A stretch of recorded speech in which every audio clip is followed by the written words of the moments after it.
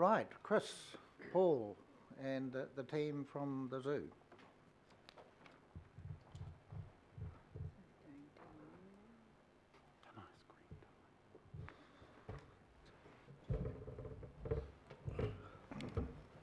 Robert, I'll ask you just to lead off.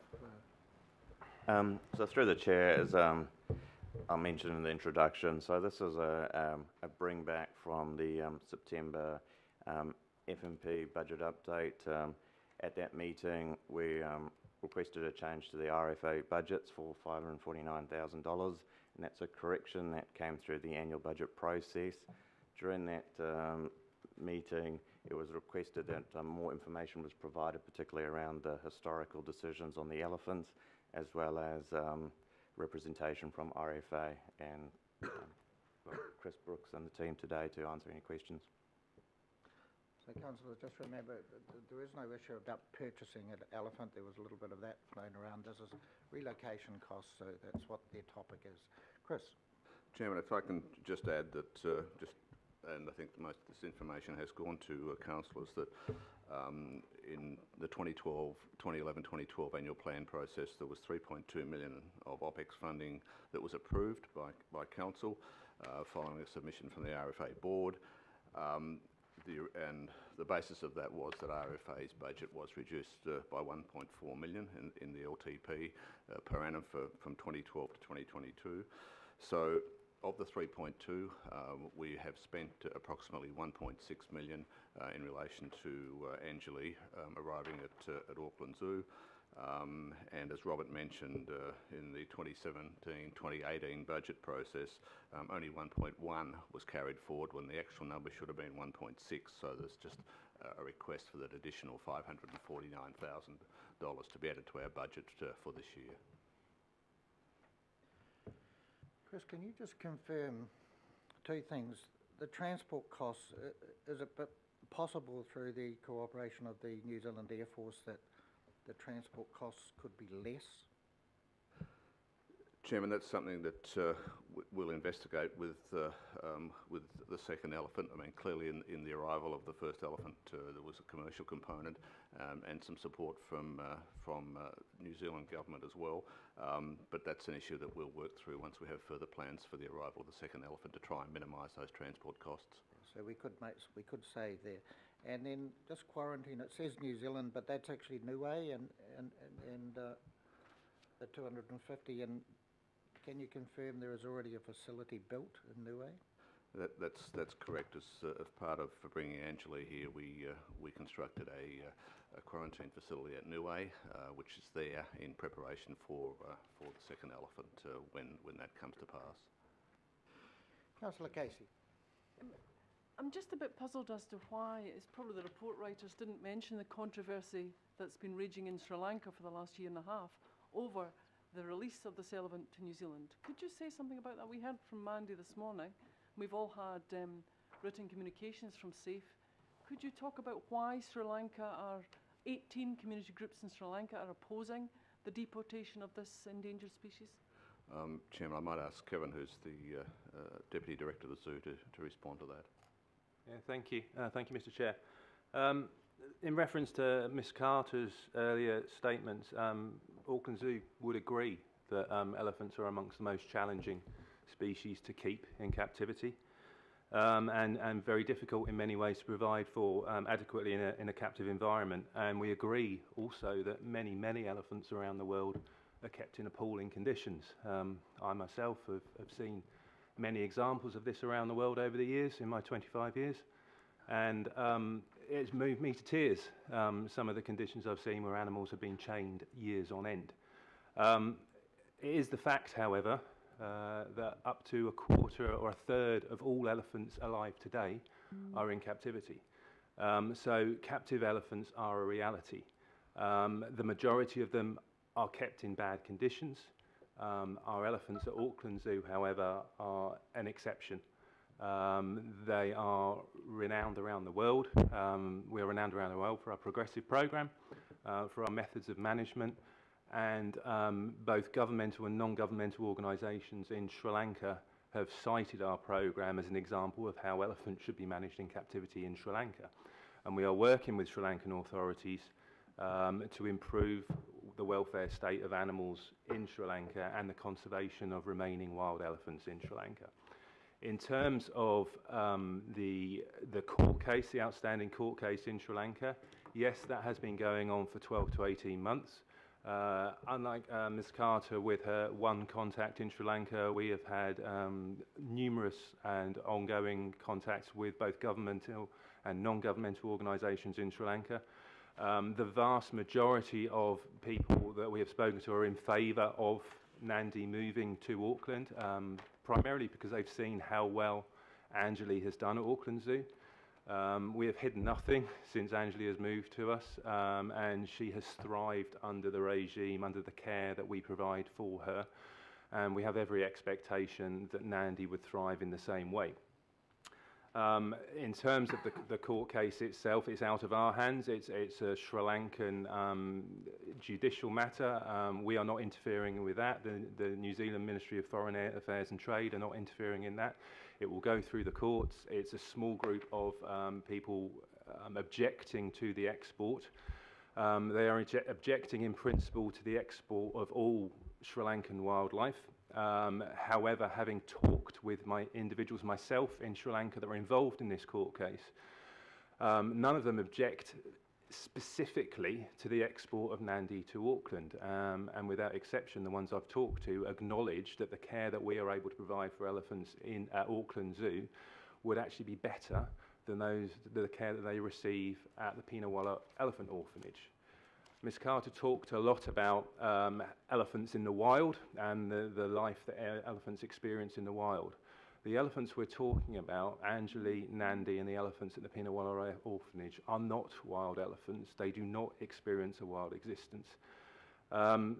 We've spent an awful lot of time there over the last 3, 4, 5 years. Andrew, my colleague behind me, actually spent 6 months of his life out at the Pinawala Elephant Orphanage caring for Angeli and building a relationship with her.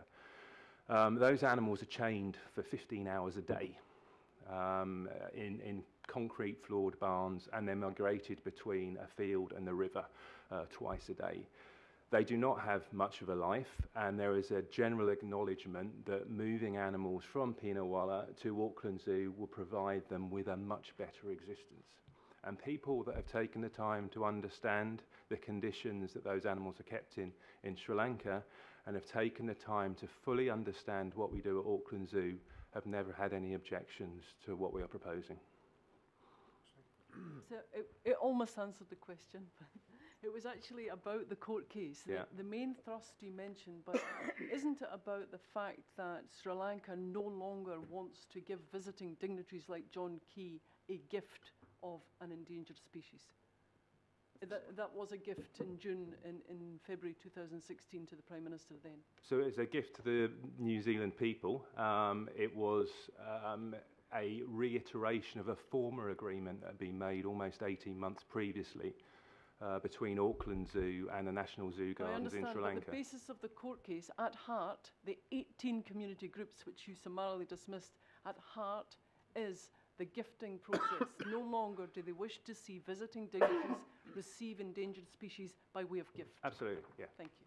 I've got another question, if that's okay. It's about the 3 elephants and the breeding programme mentioned in the report at the back. Where do they go, these 3 elephants and their offspring, when they arrive? In the report it says, basically we'll deal with that when it happens. But if there is a breeding programme, you must be looking further forward. Where do you go with your elephants? So it's a step-by-step process, obviously. Obviously, we need to be able to breed them in the first place. Female animals, female calves remain with their mothers for 5 to 6 years.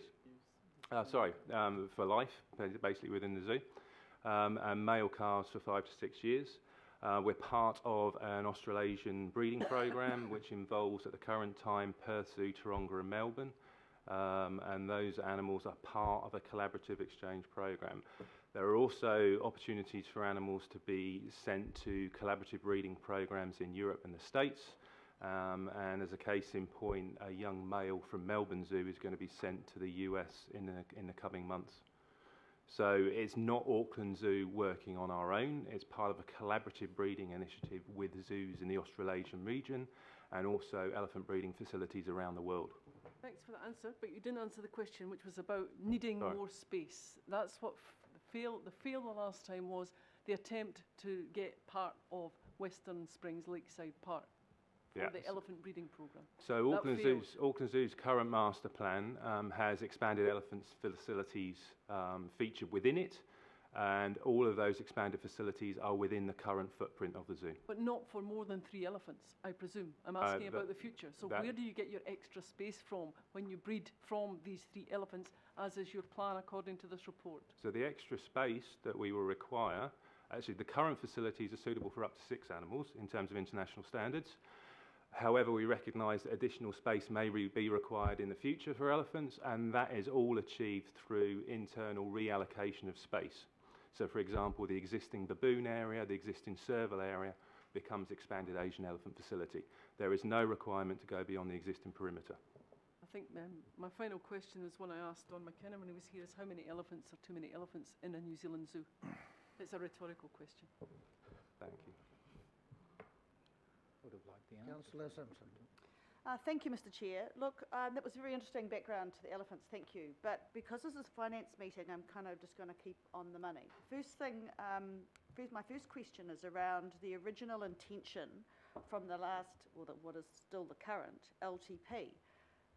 My understanding, I just want to get this right, have you actually already paid this cost? In so much that, by reading this report, I get the fact that you had a reduction, this is to you, Chris, you had a reduction in your budget to pay for the overall cost of the relocation of 2 elephants. So if you've already paid for it, that's supposed to be already in there, are you really saying this is just a mistake someone made by not putting the right figure in for this year? Through you, Chairman. Yes, so the 3.2 was approved, and at the same time we took a $1.4 million reduction in our budget, which is carried through for the last 5 years. So in effect, yes, we have paid. The 1.6 as a balance is just funds that are unspent that we need to be carried forward for. Right, but it was future already expenditure. originally put in the original whole ask for the elephants in the first place. Right. And my second question is, why do you need the money now, though, if the court case hasn't finished? Correct. Well, the expectation is that the court case will be dealt with shortly. We're not sure exactly when that will be. The court case has been talked about occurring over the last few months or over the last year. So as soon as that is complete, we would want to start the process of bringing the second elephant here. Okay. So it's a timing issue, and it is possible that the case could go on longer, and we might be back next year asking for those funds. But if the opportunity arises in this year, we will want to start that process. Okay, so you're just confirming the original LTP position that the funding should be there. Someone made a mistake this year, and if you need it this year, you need it this year. If you don't, it's next year, but it's already done. That's correct. Right, got it, thanks. Councillor Fletcher. Oh, thank you. To a degree, Councillor Simpson has touched on the questions that I would have asked, but this is a great opportunity. We don't often have someone so distinguished from the zoo before us, and I just wondered, Mr. Chairman, if you'd indulge me, because I'm aware in a first-hand sense of the great work that you're doing in conservation. Some of you may not know that the zoo in recent times has picked up hosting the Gulf Island Trust, which is something previously the Motutapu Restoration Trust had hosted, and that is to do with, obviously, conservation in the Hauraki Gulf. But I'm interested in the status of the zoo at the moment, how it's going in a general sense, but also, what the relevance of the elephants in an Auckland Zoo sense. What does that actually bring? Thank you for the question. So, absolutely, it's right to say that elephants at Auckland Zoo will never be released to the wild. Indeed, I don't think it's fair to say that any Asian elephant in captivity around the world these days will never be released to the wild. The reason we have elephants at Auckland Zoo is ambassadors for wildlife. And that they do much more than just connect people with elephants, they connect people with wildlife generally. You only have to see the face of kids and indeed adults as Burr and Angeli walk by in the zoo, see their faces, see the jaw drop in many instances, and we know we're creating connections there. We're touching people in a way that's going to build connections with wildlife in a way that's very difficult often to do with such an urbanised society. And we're an increasingly urbanised society within New Zealand, and we're losing contact with wildlife. And in order to engage people with wildlife, to make them care about conservation, to get them actively involved, we need to be able to touch them emotionally. Elephants and our other exotic mammal species within Auckland Zoo fulfil that role. They're there as ambassadors for their species. They're there for us to push advocacy messages about wildlife and get people involved in conservation locally. Whether that's with restoration societies, whether that's doing pest control in your backyard, it's about mobilising the community towards conservation. And that's the role that our exotic species play. That's not to say that we don't have species at the zoo that do have a captive breeding and release component. Ms. Carter mentioned the wetapunga. Absolutely, that's one of the programs we are particularly proud of. We hope in the coming months that species will actually be downgraded in terms of risk. IUCN, the World Conservation Union, has a red list in terms of risk of extinction. And as a result of the work that Auckland Zoo has been doing with its partners over the last 5 years, we're now in a position to downgrade that species' risk of extinction. It's an incredible story about zoos, and it's an incredible story about Auckland wildlife and how, working together, we can actually help to save it. So that's what we're about, fundamentally. We're a conservation organisation. We're not for profit. Elephants coming into the zoo is not about us making money. It's about us connecting people with wildlife, and it's about us mobilising our community in support of wildlife. Thank you very much. Mr. Chairman, I think we should be very proud of our zoo, and I think it's been opportune to have this presentation today, but I see this as a perfunctory matter, and I'm happy to move the recommendations. I'll second. Thank you, Councillor Fletcher. Councillor Cashmore. Just very briefly, Mr. Chairman, Councillor Simpson touched on my main point. My second point is Mandy's currently held in Sri Lanka in an orphanage, chained 15 hours a day. If she did not come to New Zealand, will that remain her state, or would she be released back into a foreign environment, which is the wild environment? Question one. She would absolutely not be released to the wild, nor would any other elephant at Pinawala Elephant Orphanage. It's possible that she would be transferred to another zoo in the future, should Sri Lankan legislation allow for it, as part of an agreement with other zoos. But to give a very biased opinion, we believe that moving her to Auckland Zoo would be in her best interest in terms of welfare. We don't believe there's anywhere else in the world that would provide her with the same level of care. Secondary question, if I can, Mr. Chair, is purely about the visitation numbers, particularly school children, to the zoo. You've touched on the animals and how the kids, they drop their jaw. I remember as a young boy going to Auckland Zoo and seeing an elephant, and it's still vivid in my mind. And I remember looking at my grandson's face last year, something you don't forget. And the facilities and the way you've done it is world class there now. I had a good look at it on Google Earth yesterday, and it's where you've migrated to something very, very special. Do you check with the visitation numbers, particularly for, say, under 16s, did they have a top of the pops for the zoo, what they like the most? In terms of favourite species? Yeah. So we have had anecdotal feedback and informal feedback, and it is, the megavertebrates are the ones, the big ambassador animals. So it's being able to take cheetah out into the zoo and connecting people with a big cat face to face. It's about being able to take the elephants out into the zoo and give people a perspective on wildlife that they wouldn't normally get, that they couldn't possibly get from watching however many David Attenborough movies in the best HD possible. Being in the zoo, smelling an animal, experiencing an animal up close does something, particularly to kids that have never seen animals before.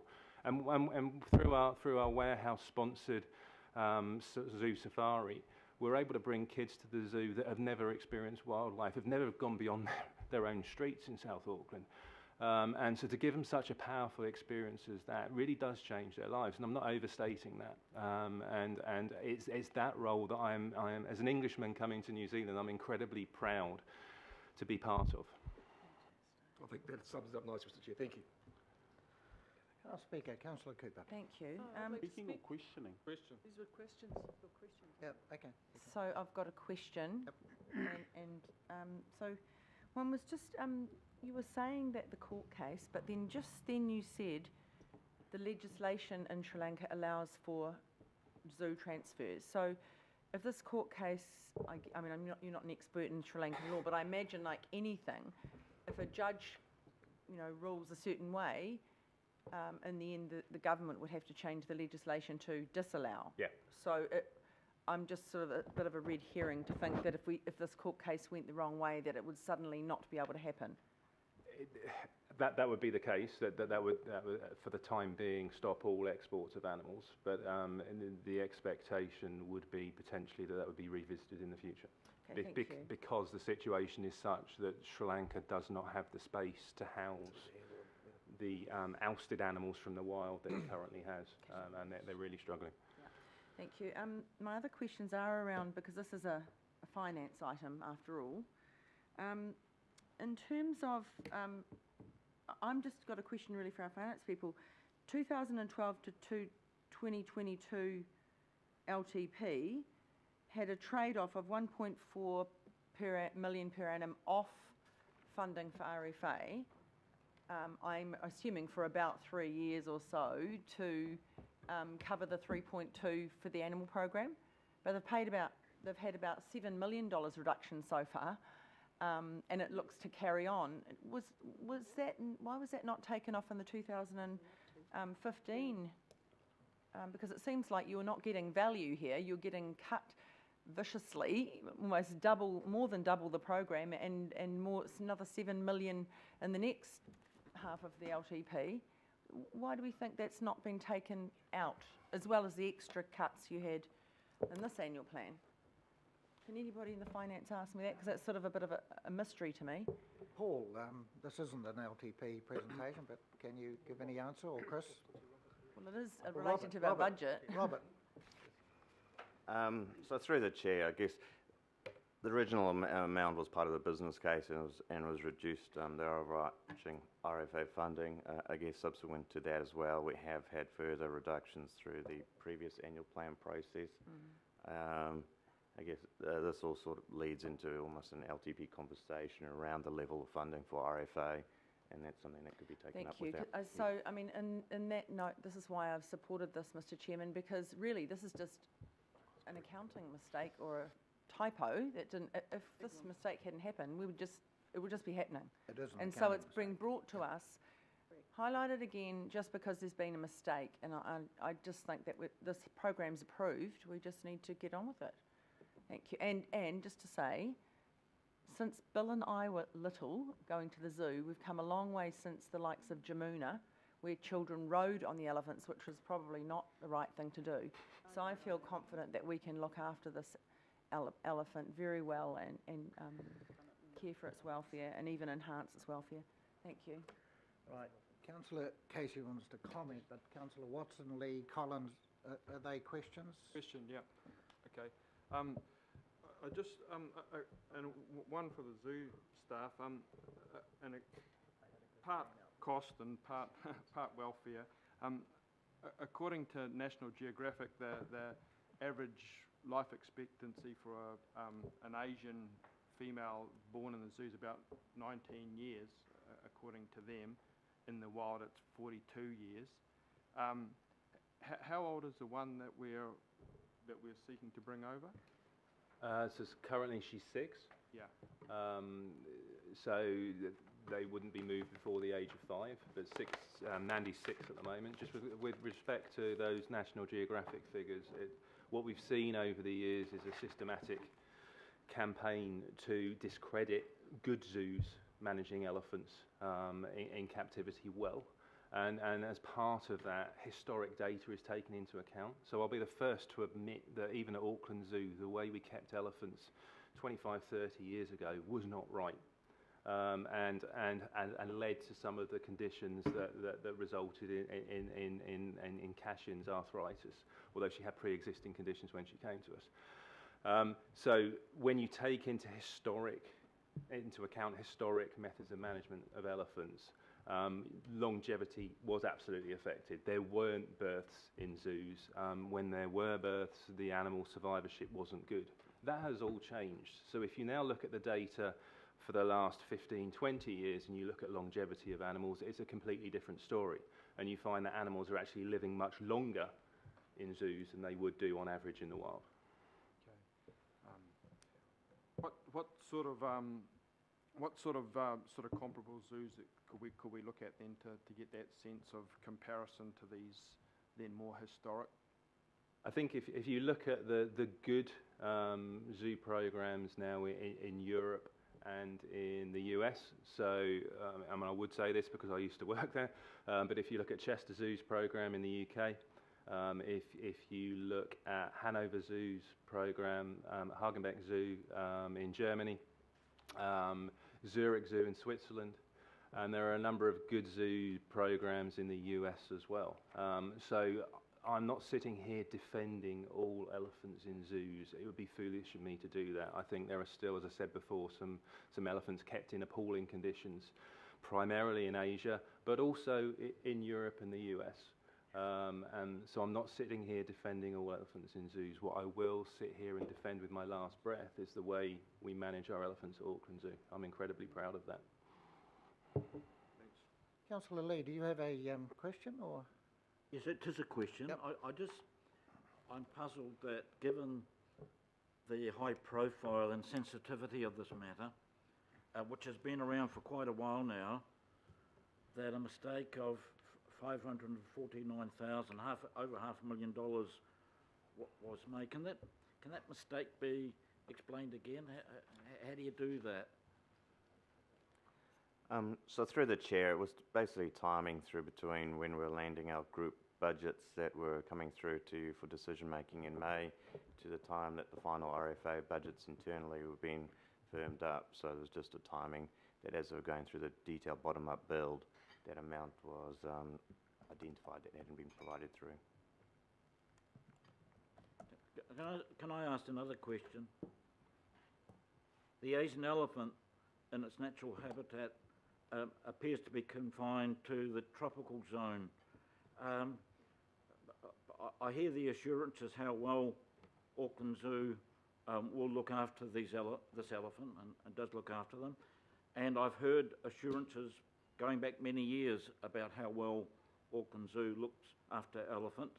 But now we hear that maybe they didn't look after them that well. Are you not concerned just on the basic ecology of a tropical animal coming to live in less than tropical Auckland? So the environment we provide for the elephants at Auckland Zoo does take account of the fact that they might have periodic requirements for greater heat. So their interior barn area is heated. What we actually find is they choose to spend time outside anyway. And Angeli is regularly found in the middle of winter in a pool outside.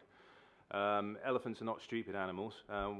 They're incredibly intelligent animals. If they were cold, if they needed to warm up, they come inside the barn and they warm up.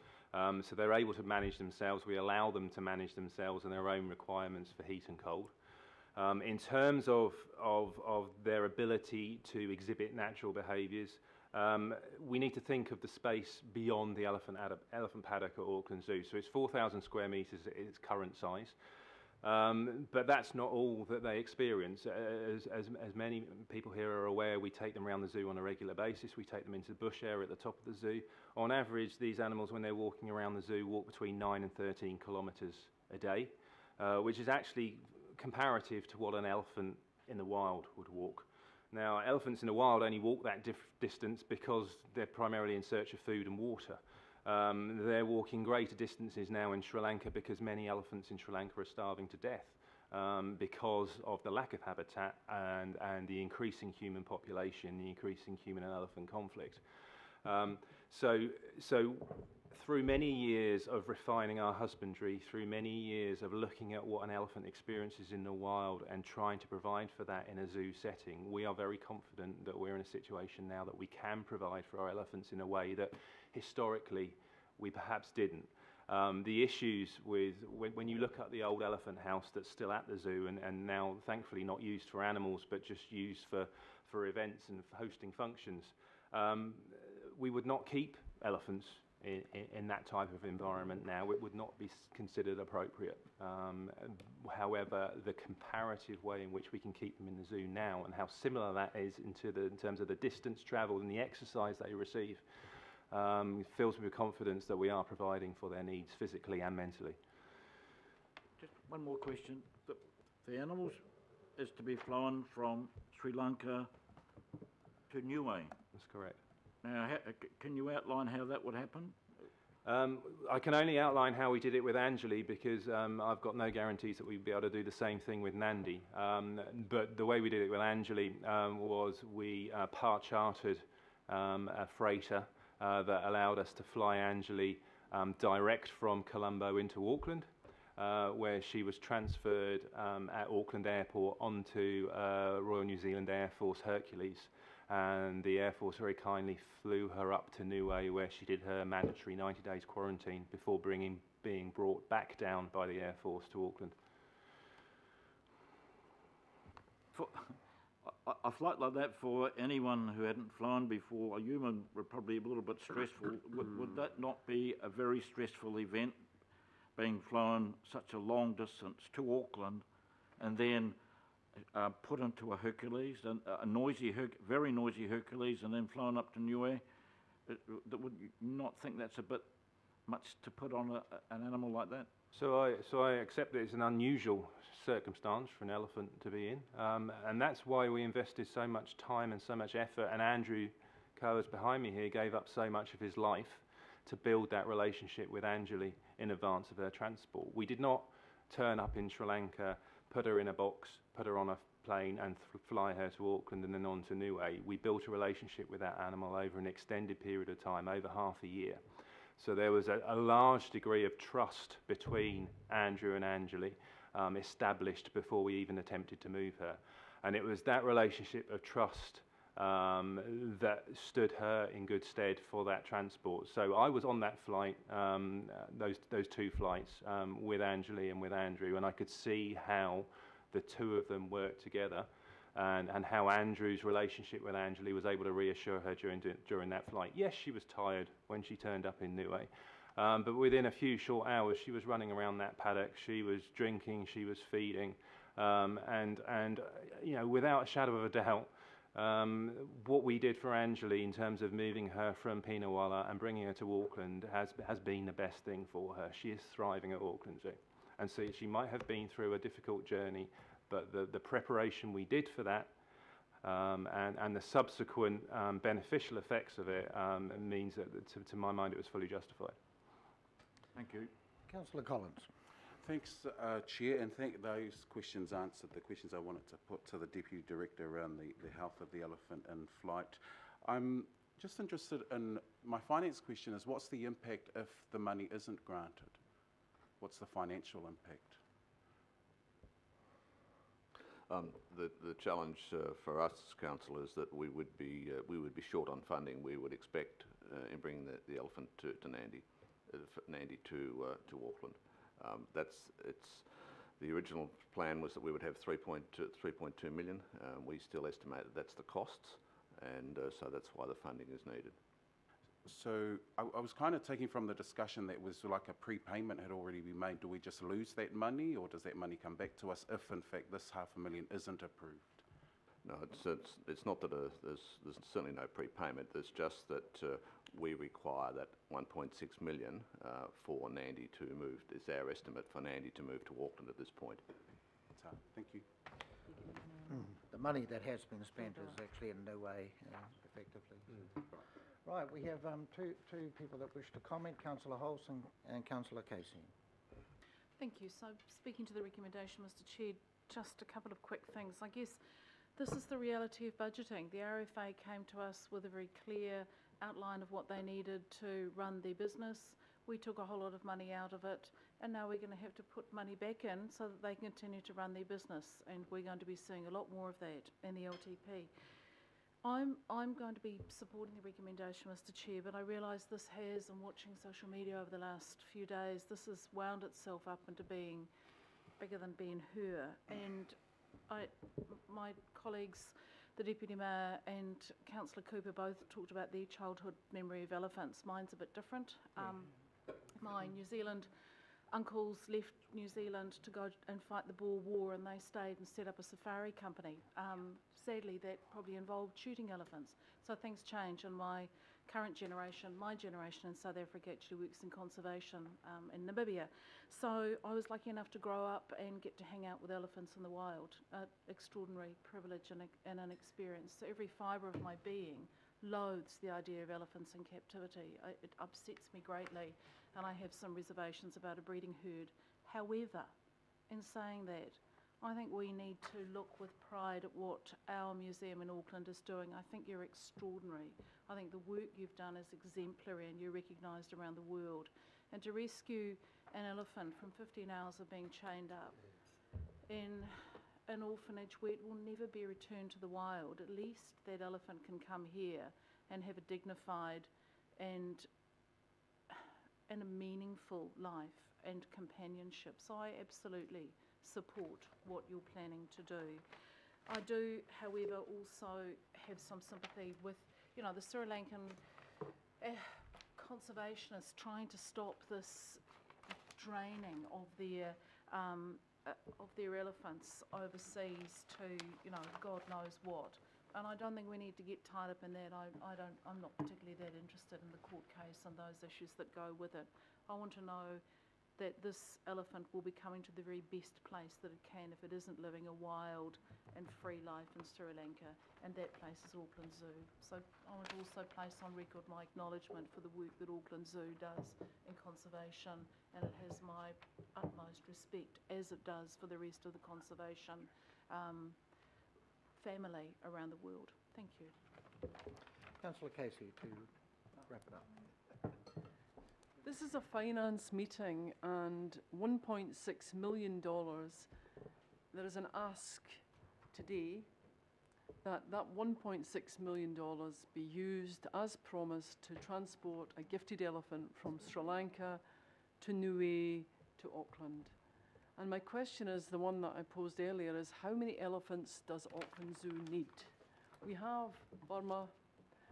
The second elephant was brought in as a companion. I would rather have Burma retired, but that was not the decision of the council. So 2 elephants, that's fine. The third elephant is for what? To establish a breeding herd of elephants here in Auckland. That will go where in the fullness of time? Right. Continue to walk around the zoo, all of them? They're not unfettered. There is no place in the zoo where the elephants are let loose. That's what the plan was for Western Springs Park. So I am interested in the court case in Sri Lanka, because right now we could actually get money back, the 1.6 million, which will never be expended, and we can support the 18 community groups in Sri Lanka, which include cultural and religious groups such as Buddhists and Hindus, and the animal activists that are opposing the gifting of elephants. So can you imagine the outrage if we gifted a Kiwi? Sorry, the new Prime Minister gifted a Kiwi to Donald Trump. Have this, take it back to your own country, or a tuatara, or whatever. Sure we do. Because what you're forgetting is this young elephant is coming in to marriage at first sight. There's 2 elephants already there. And it may or may not work. When Burma was paired with a horse, it certainly didn't work. So we've got 3 elephants that may or may not get on. Nobody's mentioned that today. But that's the reality. So this young elephant is being uprooted, flown thousands of miles to a new climate, a new country, and 2 new elephants that she's never met before. It may or may not work. You have a chance today to say, actually, 2 elephants is enough. You didn't make that decision, it was a former council. 2 elephants is enough. In fact, as far as I'm concerned, no elephants is enough, but 2 elephants is enough. I'll go with the flow previous decisions. But a third elephant, gifted, and causing mayhem in Sri Lanka in terms of controversy that you, until a few days ago, didn't even know about.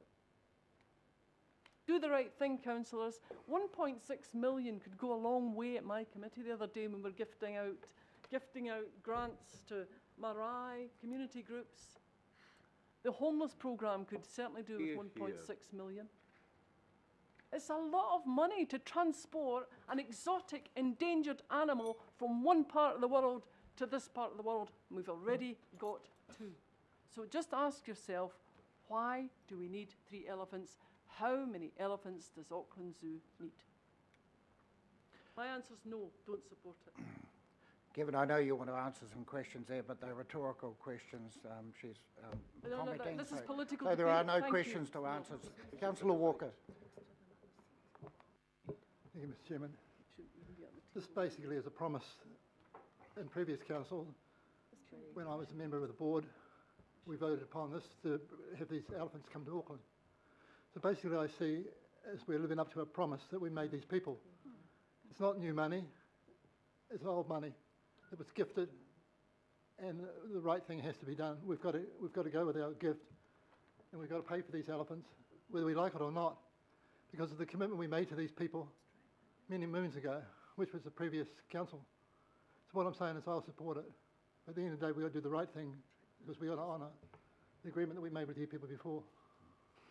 Thank you, Councillor Walker. Councillor Collins, the last speaker. Thanks, Mr. Chair.